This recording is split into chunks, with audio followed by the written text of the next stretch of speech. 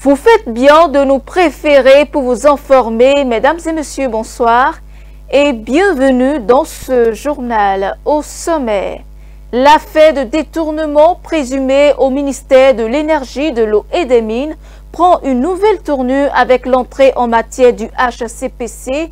Aux dernières nouvelles, l'Euro Commissariat à la prévention de la corruption a décidé de prendre le dossier à bras-le-corps en mettant en place une commission spéciale de vérification. Aujourd'hui, de nombreuses femmes se retrouvent face à un choix, s'investir pleinement dans une carrière professionnelle ou consacrer leur temps à la vie de famille. Quel est l'idéal pour la femme?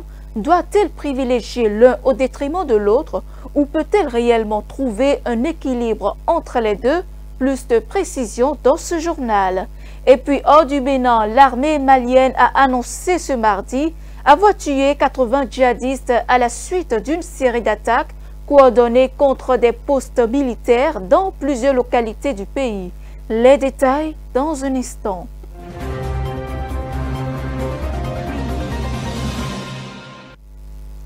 À nouveau, bonsoir. Un tournant décisif dans le dossier Akpounan. Ce mardi, le haut-commissaire à la prévention de la corruption en République du Bénin a annoncé la mise sur pied d'une commission de vérification des projets d'investissement en eau et énergie dans la commune de Parakou après les dénonciations de l'ex-ministre de l'eau, de l'énergie et des mines le 21 juin dernier. L'initiative découle des déclarations de l'ancien ministre qui s'est ensuite retracé, suivant un extrait de ses propos. Le Haut Commissariat à la prévention de la corruption a suivi par voie de presse les récentes déclarations publiques de M. Paulin Akpona, ancien ministre de l'Énergie, de l'Eau et des Mines, prononcées à l'occasion de sa tournée dans la ville de Parakou le 21 juin 2025. À cette occasion, M.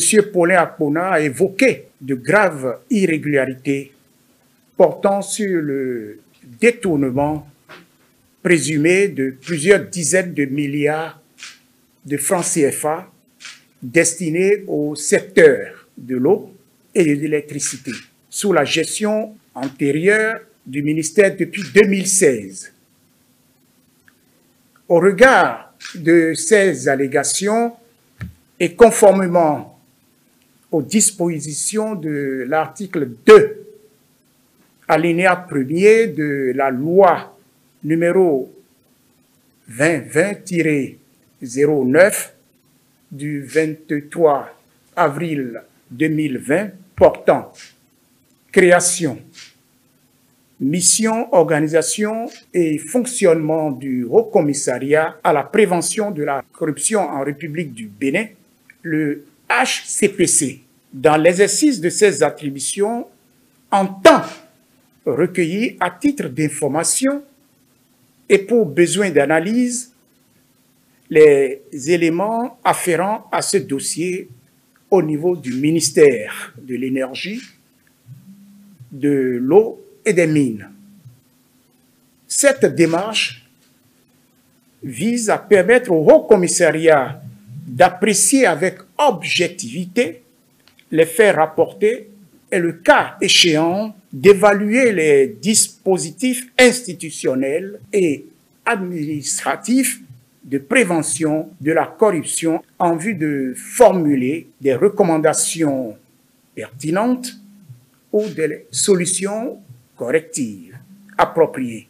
Dans ce cadre, le Haut Commissariat à la prévention de la corruption a mis en place une commission de vérification des projets d'investissement en eau et énergie dans la commune de Parakou.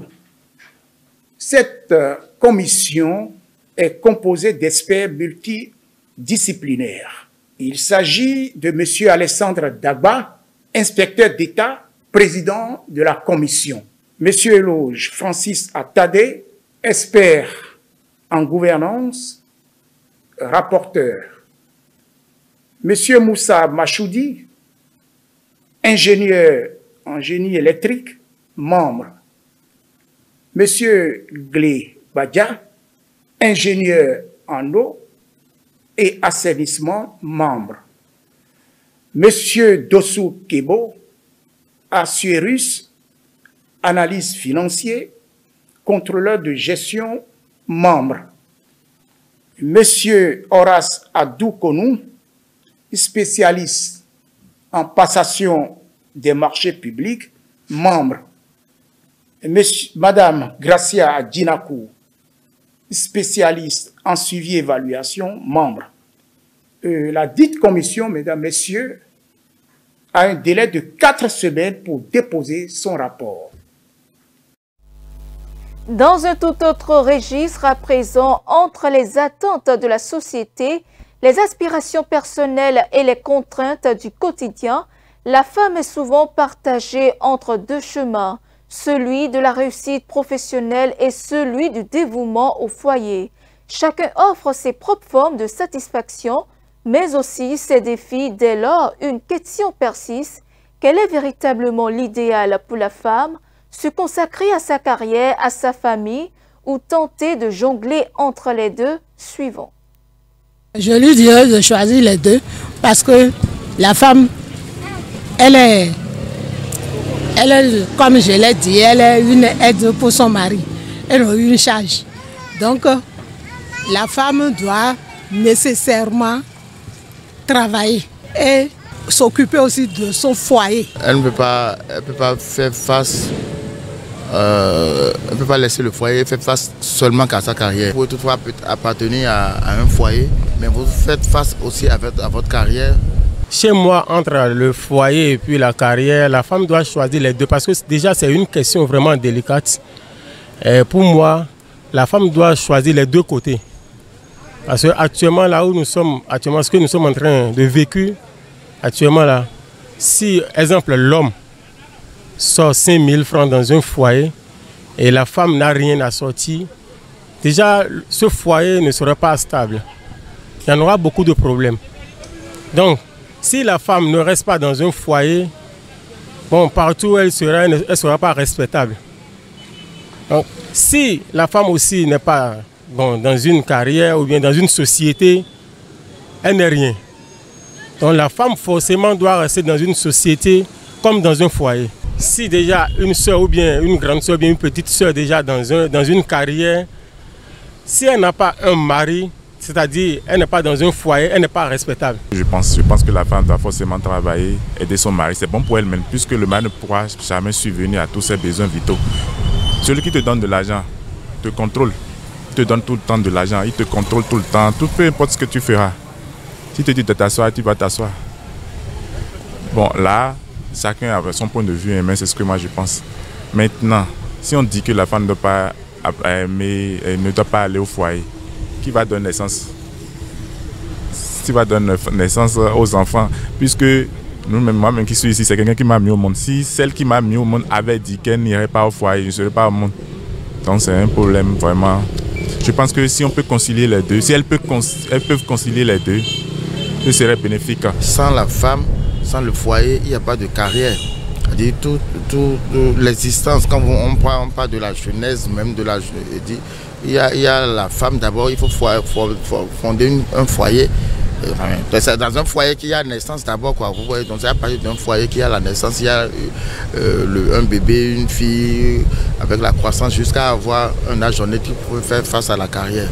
Donc si tout le monde devait dire de laisser le foyer et tout le monde fait face à sa carrière, il ne doit plus avoir une génération à venir. Donc je pense qu'il faut, avec tact, savoir jumeler les deux pour pouvoir s'en sortir.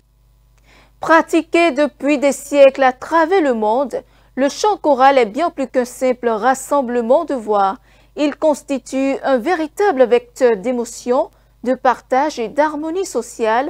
En réunissant des individus autour d'un projet commun, il nourrit autant l'esprit que le cœur. Mais quelle est la véritable utilité du chant choral dans notre société? La réponse dans ce reportage. La puissance de la musique collective et l'union des voix est un outil pour renforcer la cohésion sociale et promouvoir la diversité culturelle. Chanter en groupe favorise l'entraide, l'écoute mutuelle et la solidarité. Dans la croissance artistique du musicien, le chant choral revêt une importance capitale. La majorité des meilleurs artistes, c'est des gens qui ont pris part des chorales. Vous prenez Céline Dion, en tout cas les grands, vous prenez les grands artistes américains, la majorité d'eux a pris, c'est des gens qui ont pris part des chorales. Et quand vous prenez part des chorales, pas une chorale, c'est que vous êtes beaucoup plus aguerris. Vous avez la formation qu'il faut et vous affrontez ce monde musical avec sérénité. Si nous prenons par exemple le cas de Whitney Houston, elle a commencé par la chorale, par le chœur. Je crois que la chorale forme toujours de grands musiciens, c'est la base. Parce que c'est par là qu'on commence, c'est par là qu'on étudie, qu'on apprend, on apprend à chanter, à connaître les mesures, à faire la justesse. Quelqu'un qui fait d'abord du chant choral avant de commencer une carrière en solo, maîtrise déjà, a une parfaite maîtrise de ces qualités-là. Et dès qu'il va embraser sa carrière personnelle, il les mettra en exécution. Et vous allez voir qu'un artiste, par exemple, qui a fait du chant choral, quelqu'un qui a fait du chant choral et qui démarre une carrière solo, vous allez voir la production est différente. C'est pas la même chose parce qu'il y a beaucoup d'exigences en matière de musique chorale. Chaque culture a ses propres traditions, qu'il s'agisse de chants folkloriques ou de compositions modernes. Pour certains acteurs, la valeur accordée au chant choral au Bénin est minime. Le chant choral ne peut se faire pas ici au Bénin parce que les gens ne savent pas comment vivre en communauté. Vivre en communauté vous oblige à oublier une partie de votre ego. Maintenant, quand dans un groupe, chacun privilégie son intérêt personnel, ça ne peut pas marcher. Vous allez voir, aujourd'hui, nous avons des groupes d'artistes, des groupes de chanteurs aujourd'hui qui chantent bien, mais qui prospèrent, mais à un moment donné, qui se disloquent. Mais si les gens étaient très bien formés, tout dossier, les gens savent comment vivre en société, les gens savent que quand on vient dans le groupe, c'est l'intérêt du groupe qui prime. À l'extérieur, c'est payant. Les choristes sont payés, les maîtres de chœur sont payés. Mais ici, la seule chose, on dit, on chante pour la gloire de Dieu. Il y a des gens qui ont beaucoup de volonté pour chanter pour Dieu, mais ils n'y arrivent pas. Parce qu'il y a le quotidien, le travail de tous les jours. Voilà, tu veux aller à la répétition, tu n'as pas à la répétition, à la chorale, mais tu n'as pas l'argent, les moyens pour te déplacer. Il y a beaucoup de frais, il y a beaucoup de facteurs. Au Bénin, ça piétine encore. Ce n'est plus comme avant. Il y a des années derrière nous, le chant choral était presque inexistant. Aujourd'hui, la pente est en train d'être relevée petit à petit. Il est vrai que dans d'autres pays de la sous-région, particulièrement quand nous prenons le Togo, le Ghana, c'est beaucoup plus développé. Mais chez nous, le fait est que la politique ne s'intéresse pas encore trop à cette affaire et même dans le milieu ecclésiastique, on prend la chose chorale comme quelque chose d'acquis où les choristes, qui le veulent ou non, doivent faire la chose. Donc cela fait que l'importance qui doit être accordée à la chose n'est pas au rendez-vous. Alors que dans certains pays, c'est beaucoup plus développé. Ça nourrit même son homme. Pour qu'il soit apprécié, distingué comme un patrimoine culturel, les professionnels de la musique font des propositions. Pour que le Bénin puisse se hisser au rang des grandes nations, c'est que d'abord le choriste doit se rendre compte de l'importance qu'il a, que c'est compte tenu de l'importance qu'il va se donner que les autres vont s'intéresser à lui. Et aussi, il faut que dans nos églises, dans nos paroisses, que nos responsables religieux accordent beaucoup plus d'importance à la chose pour que la politique s'intéresse beaucoup plus. Parce que c'est ça d'abord. Il faut que ça parte de nos paroisses pour que de façon globale, les gens s'intéressent à la chose. Il faut d'abord la formation. Il faut d'abord la patience d'apprendre jusqu'au bout. Il y a des groupes qui vivent, qui fonctionnent depuis des décennies, mais qui sont toujours ensemble. Chanter, c'est aussi l'occasion pour les choristes d'utiliser le don musical pour prôner les valeurs de solidarité, de paix et de compréhension. Plus qu'un art, le chant incarne l'unité. On retrouve à présent les nouvelles hors du Bénin au Togo face aux récentes manifestations ayant secoué plusieurs villes du pays, notamment la capitale Lomé, la CEDEAO, a exprimé dans un communiqué daté du 30 juin 2025 sa vive préoccupation. L'organisation sous-régionale appelle les acteurs togolais à faire preuve de retenue et à privilégier le dialogue pour préserver la paix sociale. Le reportage.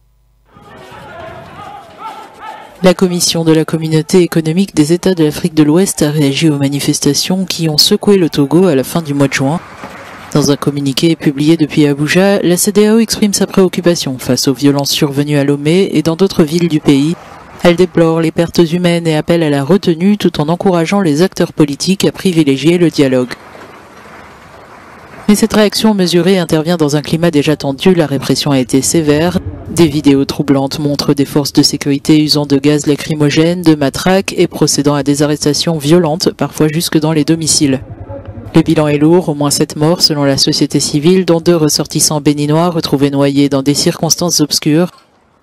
Sur le terrain, des voix s'élèvent. Le professeur David Dessé et d'autres acteurs de la société civile demandent l'ouverture d'enquêtes indépendantes et alertent sur une colère populaire grandissante. Dans un climat déjà fragilisé par la récente démission du gouvernement togolais, la CEDEAO devra se positionner avec discernement pour préserver la stabilité sans pour autant cautionner l'autoritarisme. Au Mali, au moins 7 localités ont été la cible d'attaques terroristes simultanées et coordonnées. Plus de 80 terroristes neutralisés. Selon l'état-major général des armées, ces assauts visaient à déstabiliser les populations et les forces de défense de sécurité. Suivant. Les forces armées maliennes affirment avoir tué 80 djihadistes après une série d'attaques coordonnées contre des postes militaires dans plusieurs villes du pays. L'armée précise que ces assauts ont visé 7 localités dans les régions de Kaïs, Dioïla et le centre du Mali, jusqu'aux frontières avec la Mauritanie et le Sénégal. Les combats ont éclaté tôt mardi matin. Selon un porte-parole militaire, les forces maliennes ont repoussé les assauts et récupéré des armes, des motos et des véhicules. Le groupe djihadiste Jamaat Nusrat al-Islam wal-Muslimin, affilié à Al-Qaïda, a revendiqué les attaques. Il affirme avoir pris le contrôle de plusieurs casernes sans donner de détails sur les pertes. En réponse, les autorités régionales de Kaïs et Dioïla ont décrété un couvre-feu nocturne de 30 jours, reconductible, à compter du 1er juillet. Ces violences illustrent l'aggravation de l'insécurité dans un pays confronté depuis plus de 10 ans à une insurrection djihadiste. L'ancien président du Libéria, William Tolbert, a bénéficié d'une réinhumation symbolique 45 ans après son assassinat. Lors d'un coup d'État, son corps aurait été jeté dans une fosse commune. 10 jours après l'assassinat du président, à l'issue d'un procès improvisé, 13 membres de son cabinet ont été dévêtus. Aucun des 14 corps n'a été retrouvé, mais chaque homme a eu droit à des funérailles nationales lors d'une cérémonie en présence du président Joseph Boaké. Le reportage. Le Libéria a symboliquement enterré son ancien président William Tolbert 45 ans après son assassinat. Tolbert a été tué lors d'un coup d'État militaire en 1980. Son corps n'a jamais été retrouvé, mais selon les récits, il aurait été jeté dans une fosse commune. 10 jours plus tard, 13 membres de son gouvernement ont été exécutés publiquement après des procès menés par un tribunal militaire sans réelle procédure. Déshabillés, attachés à des pieux, ils ont été fusillés devant des témoins. Aucun des 14 corps n'a jamais été retrouvé. Ce week-end, des funérailles nationales ont été organisées en leur mémoire. Le président Joseph Boakai et plusieurs responsables étaient présents pour leur rendre hommage. 14 cercueils symboliques ont été exposés pour saluer leur mémoire. Le monde va devoir apprendre à vivre avec des vagues de chaleur, a affirmé ce mardi l'Organisation météorologique mondiale, une agence de l'ONU. Alors qu'une bonne partie de l'Europe étouffe sous des températures estivales extrêmes, les experts climatiques préviennent que les prochains étés seront probablement plus chauds que tous ceux qui ont été enregistrés jusqu'à présent. C'est après moi. La vague de chaleur annoncée par les spécialistes de la météo est observée dans plusieurs pays européens. En conférence de presse mardi à Genève, la porte-parole de l'ONU au climat a averti d'une montée de la température qui concernera toute l'Europe. La fréquence et l'intensité des périodes de chaleur extrême augmentent en Europe et d'ici à 2050, près de la moitié de la population européenne pourrait être exposée à un risque élevé ou très élevé de stress thermique en été. Selon les prévisions, les températures devraient atteindre 40 degrés à Paris et rester anormalement élevées en Belgique et aux Pays-Bas. Les alertes sanitaires sont en vigueur dans plusieurs pays européens.